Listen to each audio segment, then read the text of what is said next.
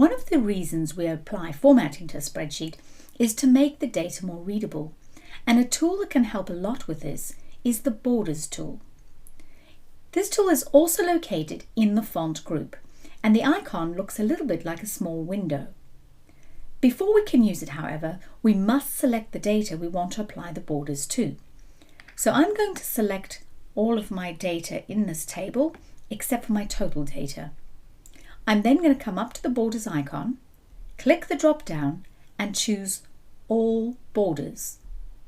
Now if I click away for a moment, you'll see it has applied borders around each of the selected cells, which makes the grid data much easier to read. For my total row though, I'd like to do something a bit different. So again, I'm going to select it, come to my borders icon, but this time I'm going to choose top and double bottom border. And this time what it's done is it's applied a line at the top and a double line at the bottom, and it just makes the total row stand out a little bit. Another option is to just put a box around the outside of the data. So that's what I'm going to do here.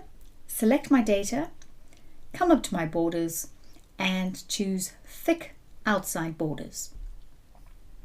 And you'll see this hasn't actually filled the lines in between the cells, it's just done the outside box. So quite a lot of options, and if you want to, you can even get a little bit fancy. So let's try and do something nice to separate our heading from the rest of the data. I'm going to start by selecting all the cells in the top row. Then I'm going to come back up to my borders and click the drop down. But this time, rather than any of the boring black options, I'm going to come right to the bottom and choose More Borders. This is the More Borders dialog, and it allows you to change not just the line style, but also the color and specify exactly which of the borders you'd like to include. So we're going to go for a nice thick border, and I'm going to change my color to a nice blue in keeping with the spreadsheet.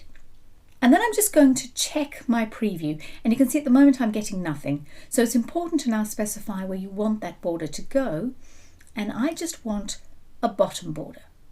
But you'll see if I click these other things, it'll apply those as well. So I'm going to click that off and say OK. And there's my nice blue border.